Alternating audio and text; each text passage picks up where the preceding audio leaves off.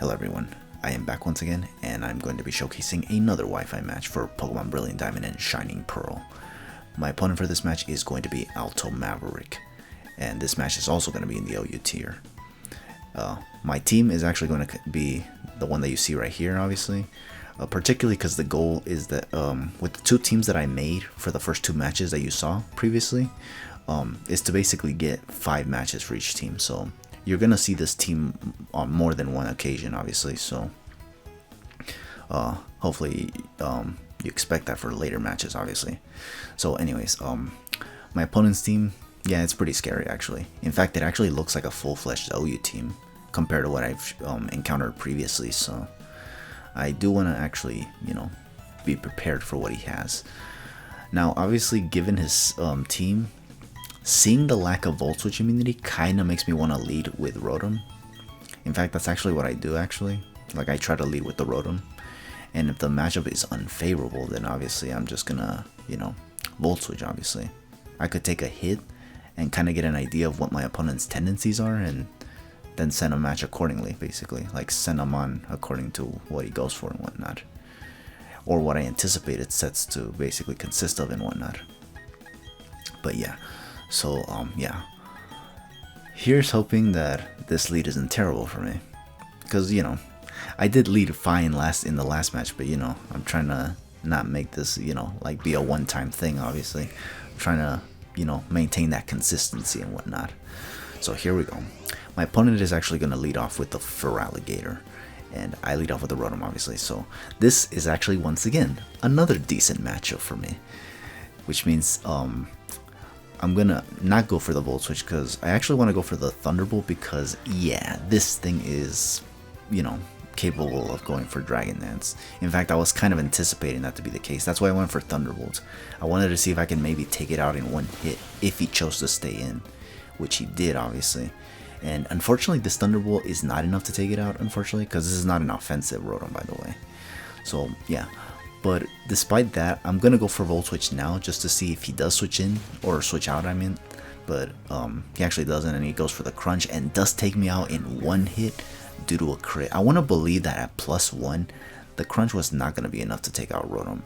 I could be wrong on that, obviously, but I kind of feel like it wasn't going to take it out if it wasn't for the crit. So that crit was kind of huge in my opinion.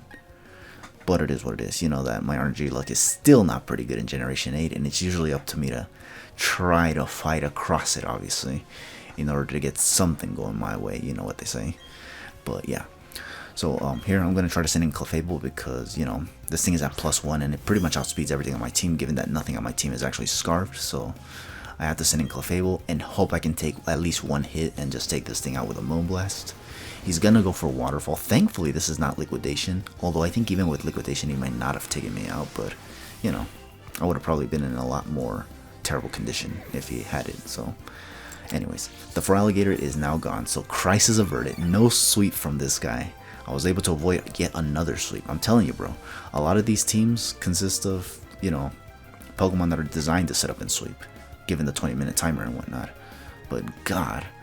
Like, the teams that I made were, I don't think they were designed to set up and sweep, but more so just kind of, you know, battle and kind of just, you know, not go crazy, I guess, in a way. I guess you can say my team is, at least it was intended to be balanced. I don't even know if it is balanced or not, but it was intended to be balanced. So, you know, hopefully, like, I did a decent job in making this team as balanced as possible, but I honestly couldn't tell you if it's even good or not, since I'm the one that made these teams, and you know that my team building skills are not necessarily the best, obviously. I don't want to say that they're terrible, but it's not that great either, honestly. If anything, it could be very well predictable. I don't know. Anyways, so here, I didn't see what he sent in. Yeah, I don't remember. Oh, okay, he sent out the Heatran then, okay. I was wondering what he sent out, but he actually sent out the Heatran because, you know, Clefable and whatnot. And I think I was actually considering switching out, which I don't, unfortunately. I just stay in and go for the Moonblast just to see what he wants to go for. If he's gonna, maybe, I don't know, take out the Clefable with the Flash Cannon. But he actually stays in and goes for Magma Storm, maybe predicting me to switch out, but he ends up missing the Magma Storm, so I just get a Moonblast off, and it lowers the special attack now, so I think because of that, I I think I stay in and just go for another Moonblast. Either that or I switch out. I don't remember. Okay, from the looks of it, I think I switch out. Yeah, I switch out into Garchomp right here. And I think he tries to go for another Magma Storm, and I think he misses again, which is kind of unfortunate for the guy. Oh no, he doesn't. He actually goes for the Stealth Rocks. Okay, never mind. I felt like he would have gone for it, actually. But yeah, no. Stealth Rock is actually a pretty interesting play. I guess maybe he was expecting me to now switch out, but I actually switched out into Garchomp, so that's probably a bad thing for him. Now here, I was thinking, obviously, if I wanted to actually just go for the Earthquake, or if I wanted to actually predict the Togekiss to come in. I ultimately decided to just make the read of my life here and actually just go for the Poison Jab on the anticipated Togekiss, just because I felt like this was the thing that could easily switch in on Garchomp if it doesn't have Poison Jab. So this was one hell of a read in my opinion. So, and thankfully it paid off pretty well because it actually takes out the Togekiss completely, as opposed to just, you know, leaving it in red, giving it an opportunity to switch out and then send it in later for whatever, honestly. So now I don't have to deal with Togekiss whatsoever, because those things can be annoying, honestly. So yeah, but now unfortunately he does send out the Latias, and obviously I could do damage with Poison Jab, but obviously I don't want to stay in on a Latias, because Latias is naturally faster than Garchomp, and this Garchomp is not Scarf, so yeah, and there's also the possibility of the Latias also being Scarfed, you know, so I don't want to risk anything right now. So I'm just going to send in Clefable just to see if he goes for a Psychic or some shit, and if he does, and I catch it being choiced, I can just send in Weavile, obviously. Now here, he's going to go for the Draco Meteor. It does nothing, which is fine. Now here, I actually, instead of going for the Moonblast, I actually go for the Moonlight, actually, to get recovery, basically. Now, the reason I go for this is because if this thing went for Draco Meteor, and I go for Moonlight, and he switches out, that means that it's definitely choiced. As for whether it's Scarfed or Specs, I don't know, but it definitely would be choiced, and he does end up switching out, so that means that it is choiced in some capacity.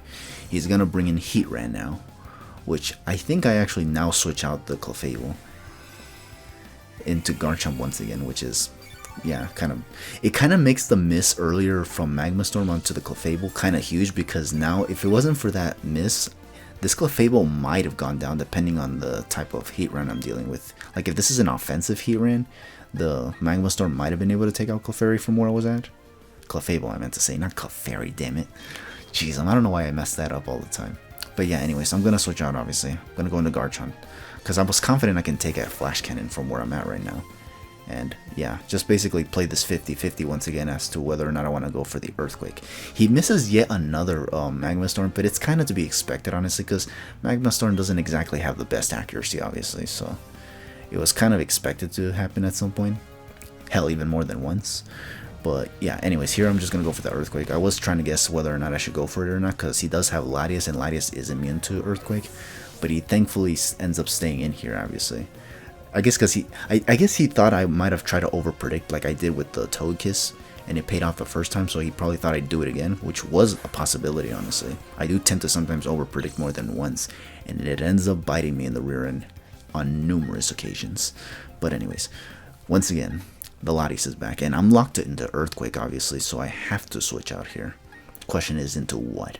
I think I ultimately end up sending in Clefable here, just because I actually don't want to risk sending in Weavile and then having it go down to a Draco Meteor, because that would be devastating. I feel like maybe the Weavile could be useful. I wasn't sure about that though, because he does have the Tyranitar as well, and I feel like that thing can actually take hits from Weavile much better than it can from Clefable. But then again, the Tyranitar does get Spadef boost from the Sandstorm, so I don't know. It was kind of a hard call for me to determine, honestly, whether or not to go for Clefable or Weavile. I ultimately went into Clefable, and he does go for the Psychic, which does do a lot. At the time, I wasn't able to tell if this was Specs damage, honestly, because this Clefable isn't exactly Spadef invested, so it's more so defense invested. So yeah, so I kind of felt like if this thing is like, you know, just standard offensive, it might have just done that much damage. But yeah, so here obviously I don't have a lot of switch-ins, and I didn't want to switch in Weavile, obviously, just because I don't know. I felt like he might have doubled expecting the switch into Weavile in order to preserve Clefable, so I just decided to stay in and just let Clefable go down. And I think here, I was considering sending in Garchomp just to go for the Dragon Claw, because I could take the Psychic at the very least, and then just take out the Latias. But I felt like I might need this Garchomp to be healthy for the Infernape, because the Infernape does outspeed Garchomp, and obviously it can do a lot of damage with close combat, so I decided to just go into Weavile and just go for, I believe, the Throat Chop, obviously, because I don't want to miss the Icicle Crash, which is the move that I still have on this Weavile, obviously. So here, you know, I was considering the Icicle Crash, but I don't see why I would go for that. Well, actually, I know why, because obviously the Tyranitar. If I go for Throat Chop and he switches in Tyranitar, it's gonna take it pretty well. I do have Break, but I don't think I'd be able to take out the Tyranitar, even with the boost from Expert Belt, even if it's quite weak to Break. I just didn't think it'd be enough to take it out, obviously, since it hasn't come out yet, so it hasn't taken any damage whatsoever, until now at least. And as you can see, obviously I was right in fearing going for the Throat Chop, but I went for it anyways. Although I think here I actually don't let this Weavile go down to this thing, actually. I think I do switch out once again and I go into Garchomp, since the Garchomp did not take any damage whatsoever. Because, you know, the Heatran missed the Magma Storm earlier, so yeah.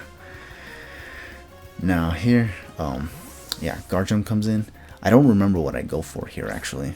I don't remember if I try going for the Dragon Claw, because remember that the Latias is still there, obviously. So he can still 50-50 me a lot. He's going to go for Crunch, and this did quite a lot. I know Tyranitars are powerful, but Crunch, like Stab Crunch from Tyranitar, I never expected it to do this much, honestly. Just given the fact that Crunch doesn't have the highest of base power. But yeah, I did a lot. So it kind of made me wonder if this was actually a Bandit set, since there's no signs of Life Orb damage here on the Tyranitar. Now here, again, this is another 50-50 that I'm trying to determine right here, because, again, if I go for Earthquake, he can go into Latias, obviously. And I just wanted to see if I did that, would I be able to switch into something? But I ultimately just decided to just go for the Earthquake. And if he went into Latias, then good play for him. Thankfully, I catch him on the 50-50 once again, and I actually get the Earthquake off on this Tyranitar. But once again, this means that now he's just going to bring back the Latias. I think this time I do let this thing go down, just because obviously this thing is now dead, obviously. And like if he brings in the Infernape, like even if it doesn't outspeed for whatever reason, it still could have Mach Punch and just finish me off, obviously. I do look at my team to see if I have any options, but it seems like I don't have any options, so I just have to let this thing go down, obviously. I just go for the Earthquake, hopefully this thing doesn't go for anything funny, like maybe switching out. Actually, no, he can't really do anything because he's choiced, obviously. If he goes for a non-attacking move, then he'd be screwed, obviously, because I already know for a fact this thing is choiced, obviously. So he is going to go for the Surf, obviously, right here. Probably expecting the Nidoking to come in, but obviously there's no reason. Or the Heatran, actually, because Heatran also resists Psychic and Draco Meteor, so he probably was expecting that to come in. But obviously I just decided to let Garchomp go down instead. Now here, once again, I'm just thinking of what I want to send out. The reason why I was thinking here was because, you know, his last mon is Infernape, and if I send in Weavile, I could just go for the Throat Chop, but he could hard switch in the Infernape, expecting that. And since I'm kind of weakened with this Weavile, I didn't want to risk, you know, just going for Break and then it staying in, going for another Surf, and then me getting crippled by the Sandstorm, obviously. So I think here, once again, I just have to go for the Throat Chop once again.